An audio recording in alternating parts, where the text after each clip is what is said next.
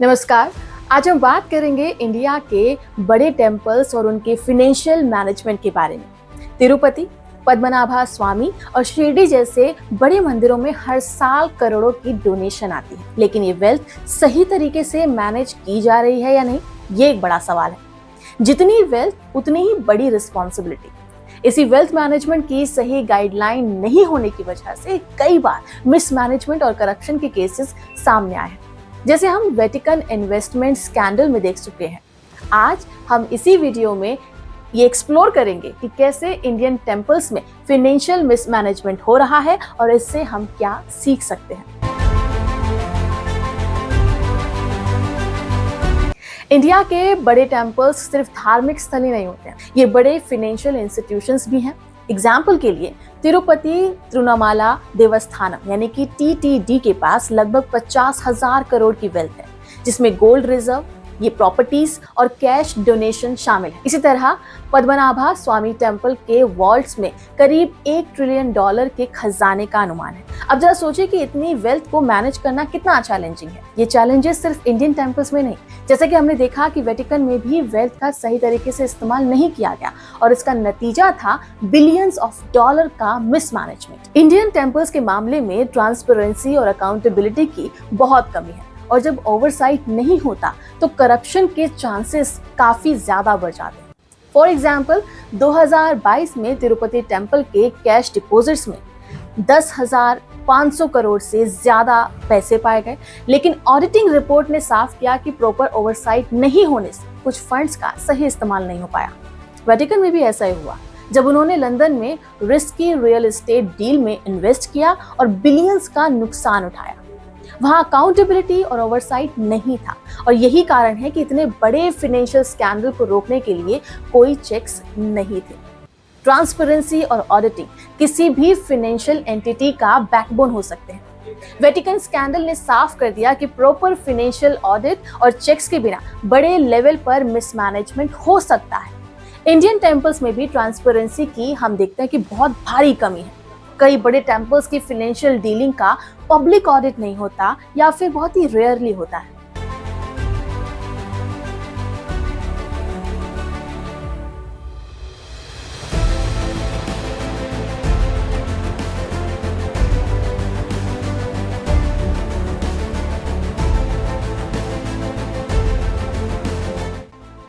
Example के लिए पद्मनाभा स्वामी temple, जहां $1 ट्रिलियन के खजाने का एस्टिमेट है, यहाँ पर ऑडिटिंग इतना बड़ा इशू रहा है कि सुप्रीम कोर्ट को खुद यहाँ पर दखलंदाजी करनी पड़ी। कोर्ट ने टेम्पल मैनेजमेंट पर ऑडिट की स्ट्रिक्ट गाइडलाइन दी और कहा कि इसे ट्रांसपेरेंट करना ही होगा ताकि फंड का सही इस्तेमाल हो सके। भारत में मंदिरों के लिए प्रॉपर फाइनेंशियल रेगुलेशन और लीगल फ्रेमवर्क की जरूरत है। उदाहरण के लिए जब सुप्रीम कोर्ट ने 2020 में कहा कि पद्मनाभा टेम्पल के फंड को कोर्ट अपॉइंटेड कमेटी मैनेज करेगी, तो उन्होंने फाइनेंशियल ट्रांसपेरेंसी और अकाउंटेबिलिटी की इंपॉर्टेंस पर जोर दिया। लेकिन अभी भी बहुत सारे टेम्पल्स ऐसे हैं जहां पर ऑडिट पब्लिक नहीं होता या फिर इर्रेगुलर है। वेटिकन में भी फाइनेंशियल ट्रांसपेरेंसी की कमी थी। वहां चर्च डोनेशन को रियल एस्टेट डील में इन्वेस्ट कर दिया गया था, जिनका प्रॉपर ऑडिटिंग कभी नहीं हुआ। इसी कारण वहां पर मैसिव फाइनेंशियल लॉस हुआ और करप्शन भी हुआ। अगर ऑडिटिंग ट्रांसपेरेंसी होती तो शायद ये स्कैंडल कभी नहीं हो पाता। चलिए अब बात करते हैं रेगुलरली ओवरसाइट की। टेम्पल में किसी भी फाइनेंशियल एक्टिविटी का प्रॉपर रेगुलेशन होना जरूरी है, लेकिन भारत में मंदिरों में इस चीज की बड़ी कमी देखी जाती है।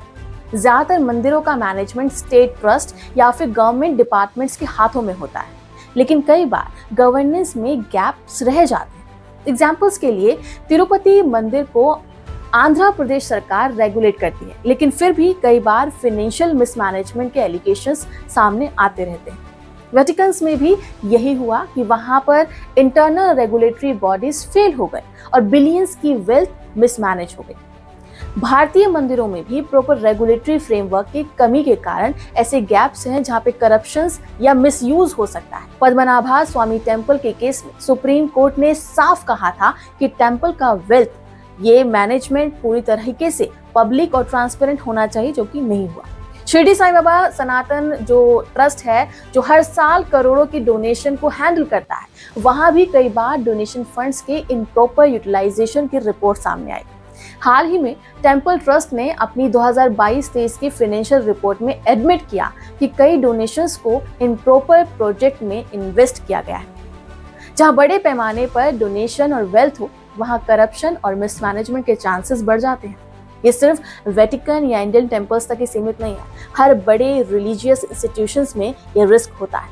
वेटिकन्स में भी यही हुआ था कि वहां हाई रैंकिंग ऑफिशियल्स पर जो है फंड मिसमैनेजमेंट के एलिगेशंस लगे थे। भारतीय मंदिरों में भी ऐसे कई केसेस सामने आ चुके हैं। मंदिरों में बड़ी मात्रा में गोल्ड, कैश और प्रॉपर्टी आती है। अगर इनके मैनेजमेंट में प्रॉपर चेक ना हो तो करप्शन के चांसेस काफी ज्यादा बढ़ जाएंगे।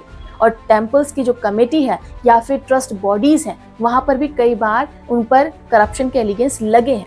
तिरुपति मंदिर के ट्रस्ट मेंबर्स पर भी कई सारे करप्शंस और फंड के गलत इस्तेमाल के एलिगेशंस लग चुके हैं।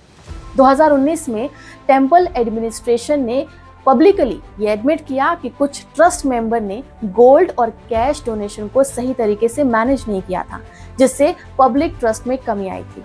वेटिकन्स में भी यही हुआ। वहां चर्च के हाई रैंकिंग ऑफिशियल्स ने मिसयूज ऑफ पावर करके डोनेशन का गलत इस्तेमाल किया और कई डोनेशंस का ऑडिट कभी नहीं हुआ। इंडियन टेम्पल में भी यही रिस्क फैक्टर बहुत ही ज्यादा हाई है। अगर प्रॉपर सिस्टम ना हो तो मिसमैनेजमेंट और करप्शन तो होता ही है। लेकिन सवाल ये है कि इसका सॉल्यूशन क्या है।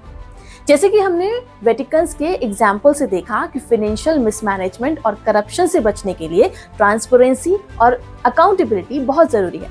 इसी में एक इनोवेटिव सॉल्यूशन आ सकता है, ब्लॉकचेन टेक्नोलॉजी का। जी हाँ, ब्लॉकचेन के इस्तेमाल से इंडियन टेम्पल्स में वेल्थ मैनेजमेंट और डोनेशन ट्रैकिंग पूरी तरह से ट्रांसपेरेंट भी होगी और करप्शन फ्री भी उसको बनाया जा सकेगा। आज के इस वीडियो में हम यही समझ रहे हैं कि आखिर ये काम कैसे करेगा। टेम्पल जैसे कि तिरुपति या पद्मनाभा स्वामी टेम्पल के पास करोड़ों की संपत्ति है, लेकिन इस संपत्ति को मैनेज करने के लिए अभी तक प्रॉपर ट्रांसपेरेंसी और डिजिटल ट्रैकिंग सिस्टम की कमी, चाहे वो कैश डोनेशन हो या फिर गोल्ड हो या फिर लैंड हो। इस समय जो सिस्टम मौजूद है वो इतने एफिशिएंट नहीं है कि इस पर नजर बनाए रखे। वेटिकन में रियल एस्टेट और डोनेशन मिसमैनेजमेंट हुआ था, वह इसलिए हुआ था क्योंकि वहां एक यूनिफाइड सिस्टम नहीं था जिससे हर ट्रांजैक्शन को ट्रैक किया जा सके।